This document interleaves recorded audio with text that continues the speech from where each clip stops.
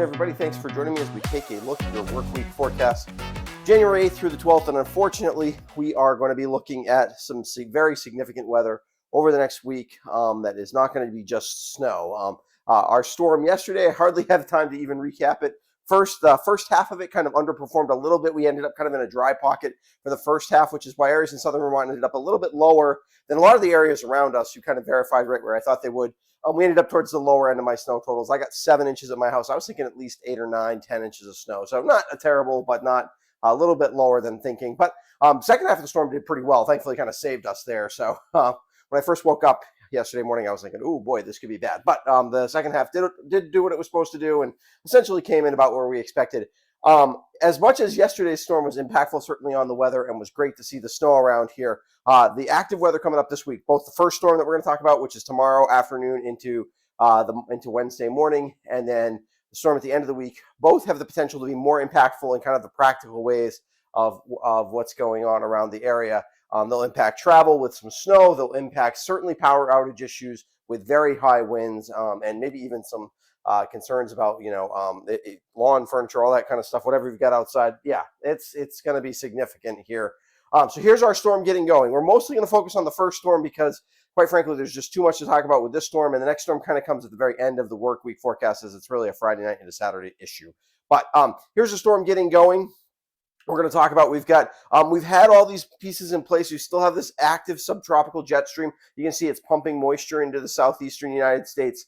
But what we haven't had in the past is cold to our north, and we're going to show you in a minute. We have cold air and a lot of northern jet stream energy also coming into play. And when everything comes together like this, it can mean big storms. And this is going to be a very powerful storm. There's also a very strong high pressure to the northeast. That's what's going to help increase the winds here, because it's really the pressure gradient between the two. And it's going to be southeast winds that kind of come out of the southeast for the most part, which means depending on where you are, it tends to be the western slopes that that have the more significant winds on this kind of direction.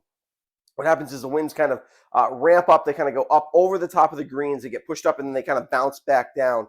And so it's areas really Rutland and Bennington County that could be the hardest hit with wind. Although I think everybody's got a chance to see wind gusts of easily 40 to 50 miles an hour. But there's a lot of places in Bennington and Rutland County where I wouldn't be surprised at all to see wind gusts higher than that. And even 40 to 50 is enough to cause some power outages. Certainly higher than that is enough to cause significant power outages. So yeah, this is all indications are that is what's going to happen with this storm. So you just got to be ready for that. Here's the system center of the country on radar. You can see already moisture kind of building. Moisture will continue to build. It is going to be the moisture and the how hard the precipitation falls. First as snow briefly on tomorrow evening especially, and then a transition to rain. It'll be very heavy rain for a while. I think we're going to stay cool enough that we're not going to melt enough snow, and we're going to be able to absorb a little bit of the rain into the snow and not have a ton of runoff because we're not going to spike temperatures here. Southern New England, I'd be more worried about flooding. I don't think flooding is going to be an issue with this system, although that certainly still needs to be monitored to a certain extent if temperatures ended up warmer and we ended up with a little bit less snow on the front end of it. But I think mostly we're going to be okay from that. The rivers will definitely come up. There's definitely a chance of ponding on roads if you get any kind of block culverts or anything like that. But in general, it's not going to be the kind of widespread issues that we had last month with kind of flooding rain. But wind is probably the main issue. Okay, let's take a look here. Temperatures. Okay, we have finally moved some of these cold temperatures. They were over Alaska where you can see things have actually warmed up, but we have built a widespread cold dome of air here in northern Canada. And that is giving the difference in temperature, which gives kind of the potential energy for the storm. That plus a lot of other factors coming together give us our potential situation for a significant storm. You can see high temperature contrast, particularly as the storm is getting going here. And as the storm continues to tap this colder air, that will only increase. And then as the storm really starts to wrap up as it gets the upper level support. And here is the upper level support. You can see very significant dip in the jet stream. We talked about this before. The colors here are vorticity, which measures kind of spin or vertical motion in the atmosphere. And so here we have a lot of upward vertical motion. heading into the base of this trough, and that will explode our system, which is already getting going, and really develop a very strong system, which will then sort of redevelop kind of along the front as they usually do as it heads in our direction. It is going to go west of us. That's what's called a cutter oftentimes. It means it cuts inland, which is why we are not going to stay all snow. It also explains why often these are systems we have a chance to get windier. The only thing that might save some of us is with the snow cover on the ground, it tends to lead to an inversion because you got kind of basically this cold, you got ice basically. It's like having an ice tray. And when you have an inversion, that will kind of makes it hard to mix these gusty winds down to the surface. So it is possible that some places you might be shocked that we're getting 50-mile-an-hour wind gusts not that far away, but because of the terrain where you are, you're basically sheltered and the winds are just overhead. You can hear them roaring, but it's not actually windy at the surface. That could happen in some places. So not everybody's going to see these crazy wind gusts, but where they happen, they're going to be very problematic. And you may not even have much wind at your house, but you may lose power because, on the other side of the hill, they're getting very gusty winds. And of course, the power line runs through that hill. So yeah, you got to just be prepared for that. I'm going to show you, this is just one model per kind of idea of what's going to happen. We'll wait till it gets back to the beginning in terms of, this is not necessarily exactly what's going to happen, but just to give you an idea of the precipitation type, right? So as the storm heads in our direction, you can see there is enough cold air. We start as snow. We stay snow for a while, and you can see it takes a decent amount of time for the snow to change over to rain. That first batch, we could get a decent amount of snow, and it could start mid-afternoon tomorrow, so evening commute tomorrow could be quite slippery in most places before we start to transition. And it could come down pretty good. We could get 2, 3, 4 inches of snow. Some places could get higher elevations, could get close to half a foot of snow before we transition over to rain, as you can kind of see on the forecast on this loop here. I did want to take a quick look, just kind of give you the idea of the forecast. Today's nice. Tomorrow is pretty good. If you want to get out and ski and enjoy the snow before there's a chance of it's not going to be quite as nice after we get the rain and everything. So try to do that now. I do think a lot of the ski areas will end up about neutral with this, right? They'll get enough snow. They'll melt some snow.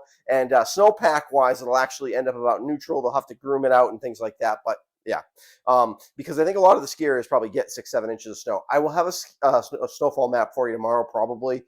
It's going to be it's not really going to matter much because by the time you wake up on Wednesday morning, a lot of it's going to have washed away. Although we could still be slippery. I think above 1,000 feet could still be slippery on Wednesday morning. That'll certainly impact school issues. The windiest conditions come overnight. Wednesday night through about early Wednesday morning. So that's when you'd be most likely to lose power. The heavy snow happens between about could start anywhere mid-afternoon, certainly by tomorrow evening. We're all in heavy snow before we start to change to rain. That happens in the lower elevations by 6, 7 o'clock and it takes till after midnight in some of the higher elevations in the more northerly parts of Rutland and Windsor County. Thursday's a quiet day in between, and then Friday's a quiet day before we kind of repeat with another system that looks pretty similar to this one. We'll once again bring the chances for heavy snow changing to heavy rain. Wind is going to be a potential issue with this one as well. We will get to this storm later because, my goodness, talk about a busy weather pattern. All right, so work week highlights, very active weather week. Significant storm Tuesday into Wednesday. Another significant storm Friday into Saturday. We didn't even really talk about that one. Both storms could bring accumulating snow, heavy rain, and damaging winds, including lots of power outages. Today and tomorrow are great ski days before the next storm, so try to get out and enjoy that before things kind of get messed up. Tuesday, Wednesday storm details. Snow begins mid-afternoon. So you do want to be careful because it could get slippery pretty quick. Snow transitions to rain from about 7 p.m. to 2 a.m. south to north. Snowfall amounts will range from a couple of inches. I think everybody gets at least a coating to 6 or 7, maybe even a little bit more in some of the highest elevations. But rain washes a lot of it away, except for at those highest elevations. Winds will roar, especially Bennington and Rutland County, with widespread power outages. These are the kind of systems, historically, these kinds of systems lead to tens of thousands of power outages. I hate to say that, but it's just sort of what is likely to happen. There's definitely model indications that we could see some 60, 70 mile an hour wind gusts that will take down lots of trees. School closing and delays due to power issues and some leftover slick conditions Wednesday are possible.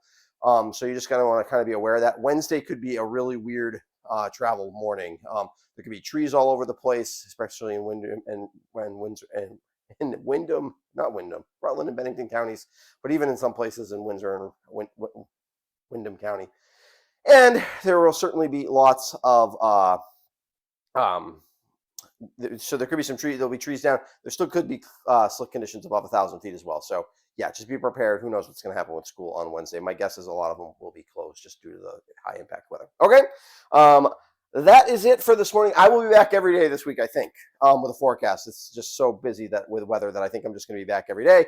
We're going to figure out a way to make that happen. I'll be back tomorrow. We'll look at more specifics of the storm, just to try to give you an idea of where the worst winds are going to be, where the most snow is going to fall, and where you need to be most prepared for power outages. Although everybody should be prepared for power outages. Okay, I want to give a quick shout out to my patrons. They help support what I do here at the West River Weather Guy. They really make this happen. If you're interested in becoming a patron, you do get some advantages from that. You get a forecast on Wednesday. You can get your weather emailed to you as a patron. And I also do one where I do a 10-day forecast on Wednesdays, so I can give you an idea of what's going on weather-wise. So you can click on the link in the description below. Otherwise, I'll be back tomorrow morning with all the details on our big midweek storm.